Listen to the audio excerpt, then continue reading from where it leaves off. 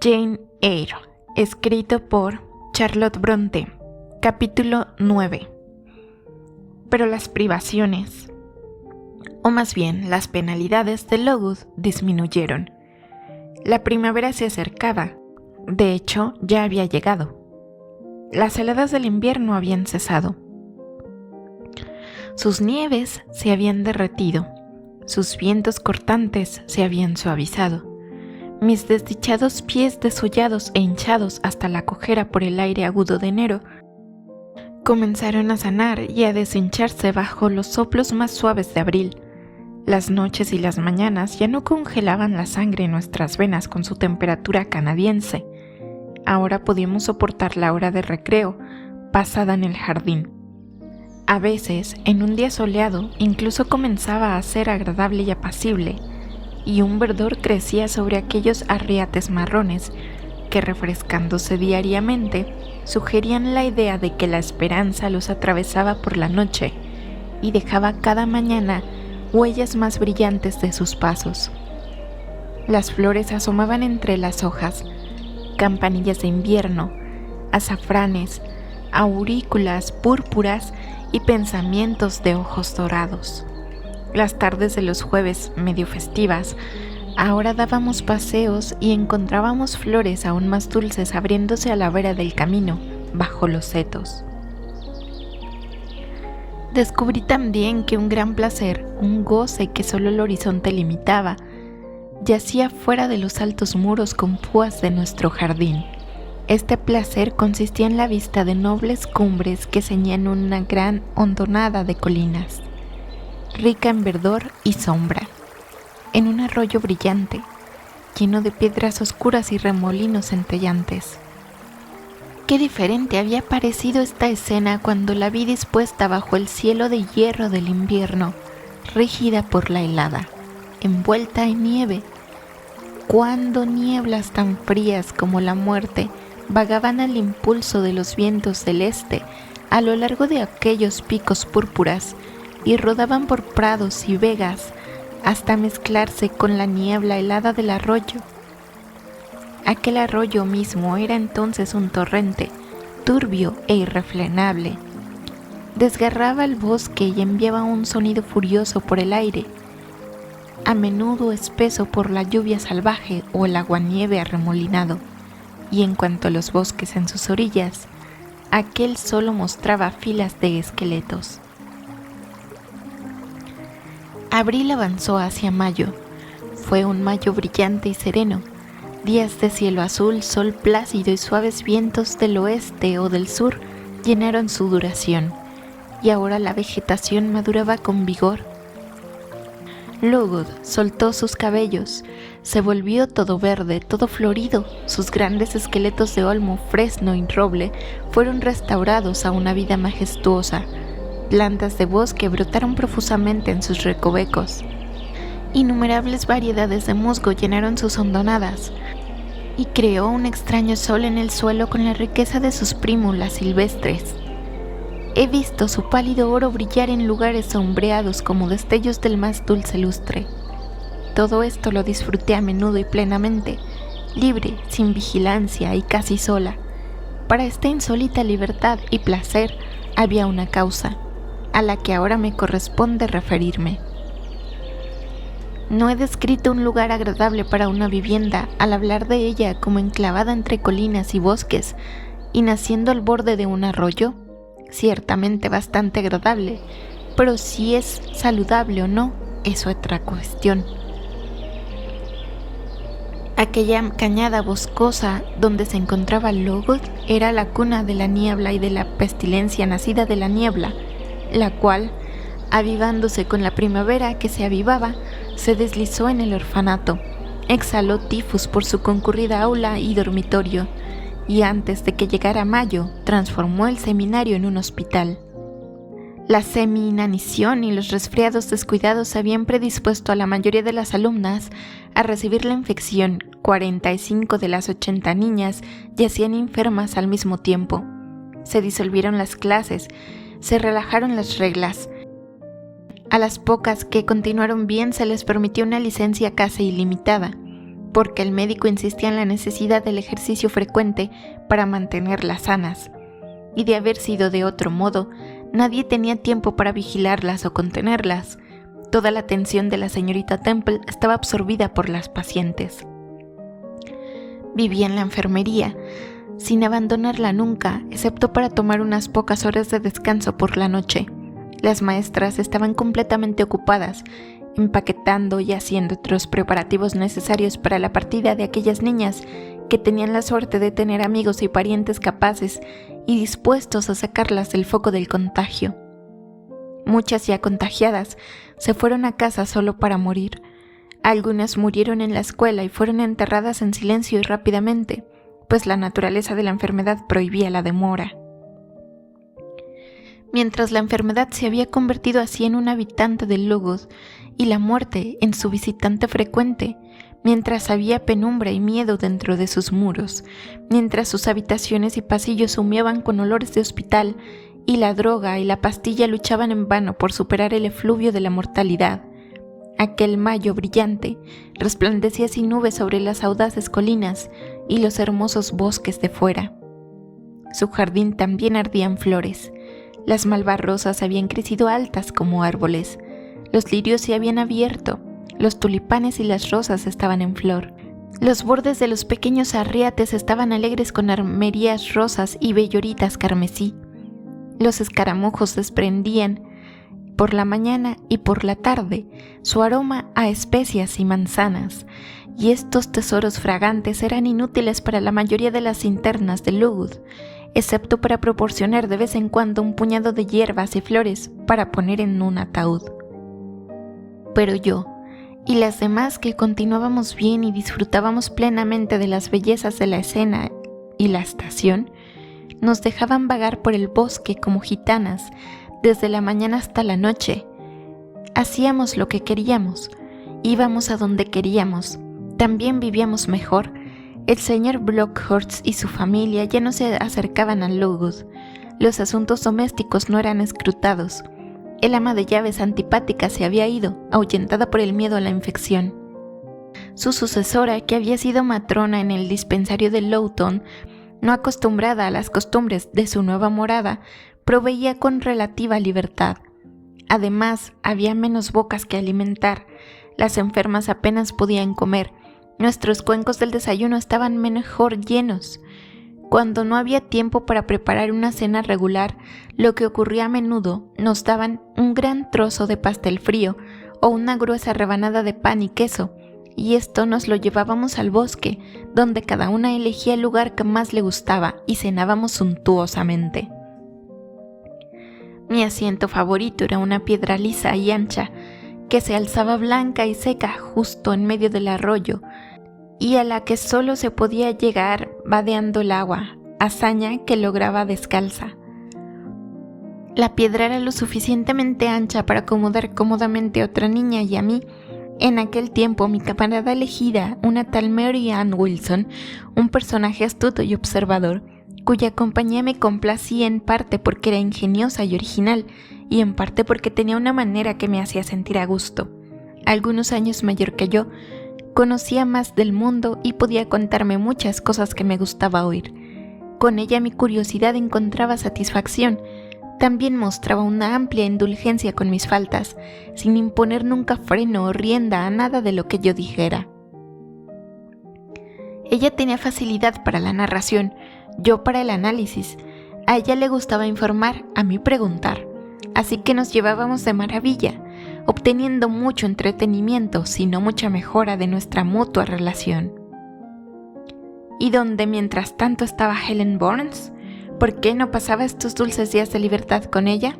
¿La había olvidado? ¿O era yo tan indigna como para haberme cansado de su pura compañía? Ciertamente, la Mary Ann Wilson que he mencionado era inferior a mi primera conocida.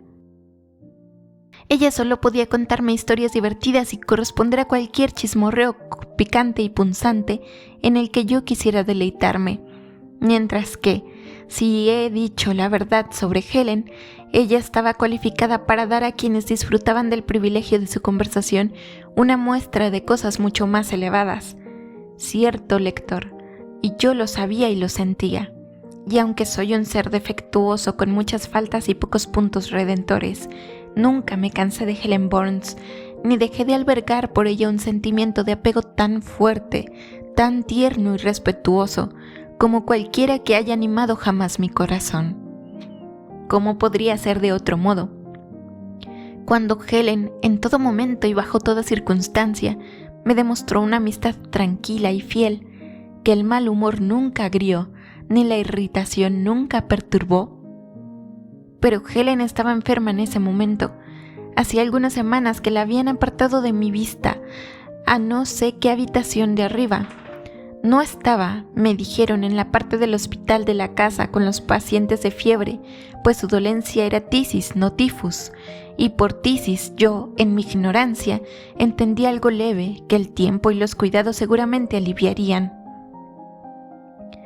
Me confirmé en esta idea por el hecho de que 1 o 2 veces bajó en tardes muy cálidas y soleadas, y la señorita Temple la llevó al jardín, pero en estas ocasiones no se me permitía ir a hablar con ella, solo la veía desde la ventana del aula, y aún así no con claridad, pues iba muy abrigada y se sentaba a distancia bajo la galería. Una tarde a principios de junio me había quedado hasta muy tarde con Mary Ann en el bosque. Como costumbre nos habíamos separado de las demás y habíamos vagado lejos. Tan lejos que nos perdimos y tuvimos que preguntar el camino en una cabaña solitaria donde vivían un hombre y una mujer que cuidaban de una manada de cerdos medio salvajes que se alimentaban de la bellota del bosque. Cuando volvimos ya había salido la luna.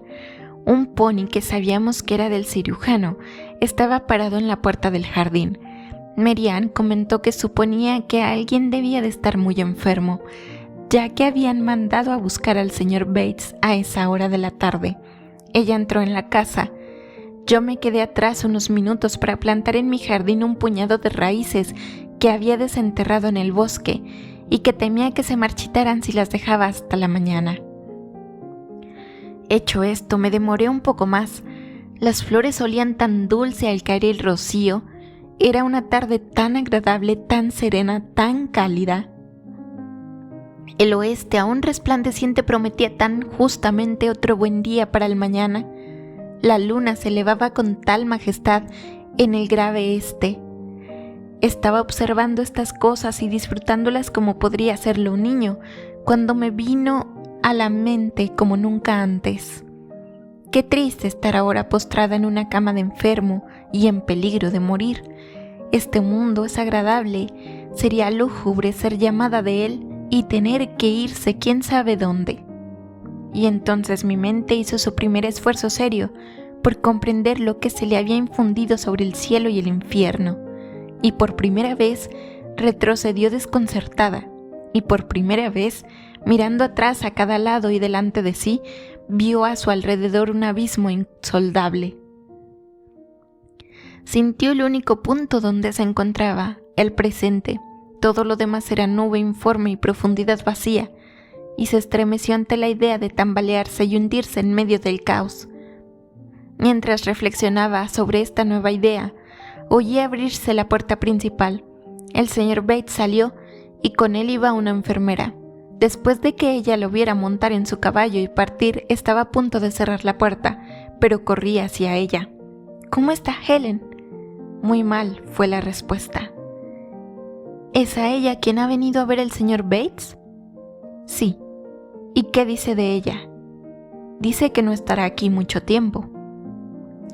Esta frase, pronunciada ayer en mi presencia, solo me habría transmitido la idea de que estaba a punto de ser trasladada a Northumberland, a su propia casa.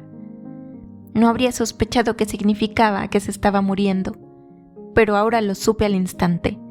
Se abrió claramente a mi comprensión que Helen Burns estaba contando sus últimos días en este mundo, y que iba a ser llevada a la región de los espíritus, si tal región existía. Experimenté una conmoción de horror. Luego un fuerte estremecimiento de dolor, luego un deseo, una necesidad de verla, y pregunté en qué habitación yacía. «Está en la habitación de la señorita Temple», dijo la enfermera. «¿Puedo subir a hablar con ella?» «Oh, no, niña, no es probable. Y ahora es hora de que entres, cogerás la fiebre si te quedas afuera cuando cae el rocío». La enfermera cerró la puerta principal.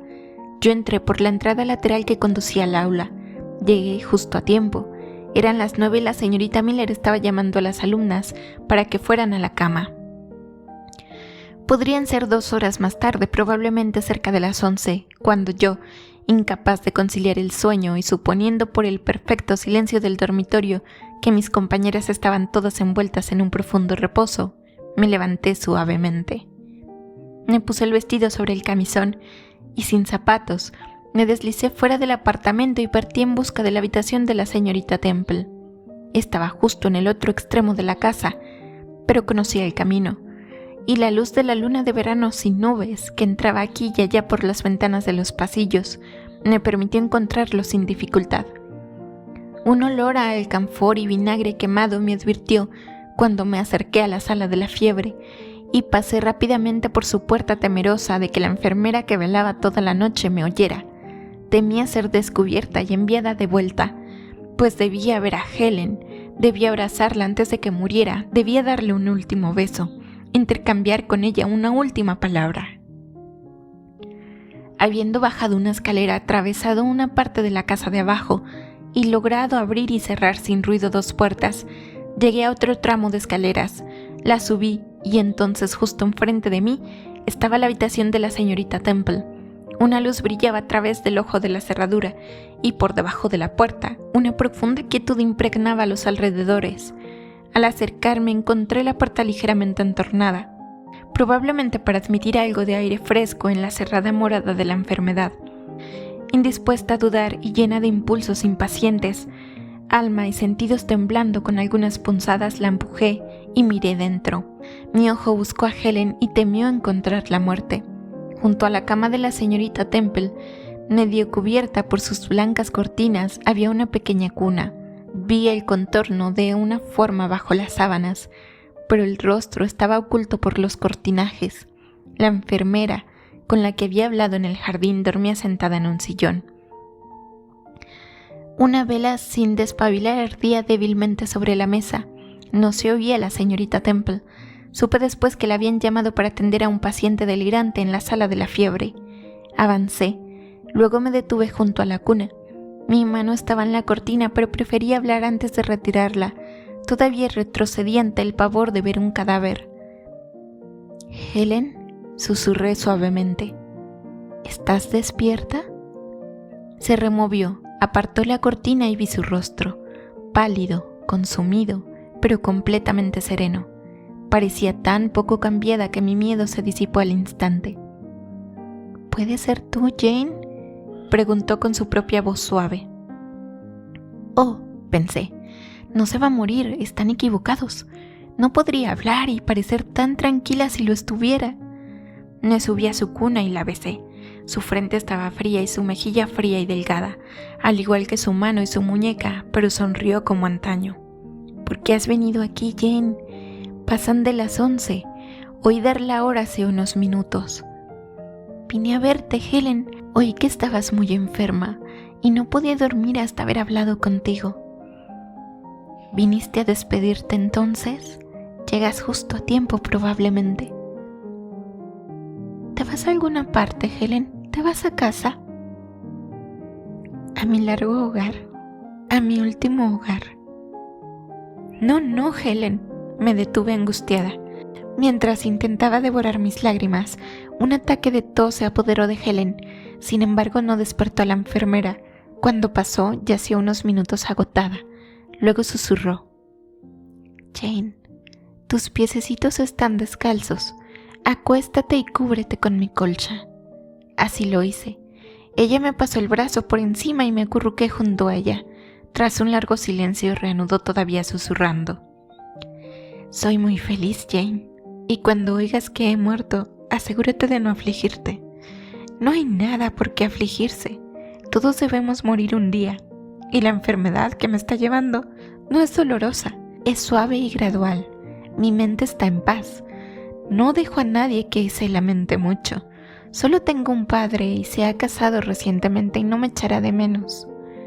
Al morir joven, escaparé de grandes sufrimientos. No tenía cualidades ni talentos para abrirme camino muy bien en el mundo. habría estado continuamente en falta. ¿Pero a dónde vas, Helen? ¿Puedes ver? ¿Lo sabes? Creo, tengo fe. Voy a Dios. ¿Dónde está Dios? ¿Qué es Dios? Mi creador y el tuyo, que nunca destruirá lo que Él creó. Confío implícitamente en su poder y me entrego por completo a su bondad. Cuento las horas hasta que llegue esa hora trascendental que me devolverá a Él, me lo revelará a mí. ¿Estás segura entonces, Helen, de que existe un lugar como el cielo y de que nuestras almas pueden llegar a él cuando morimos? Estoy segura de que hay un estado futuro.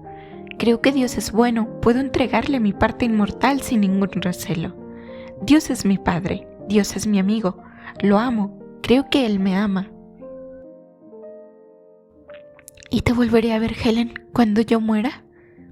Vendrás a la misma región de felicidad, serás recibida por el mismo poderoso y universal Padre, sin duda, querida Jane.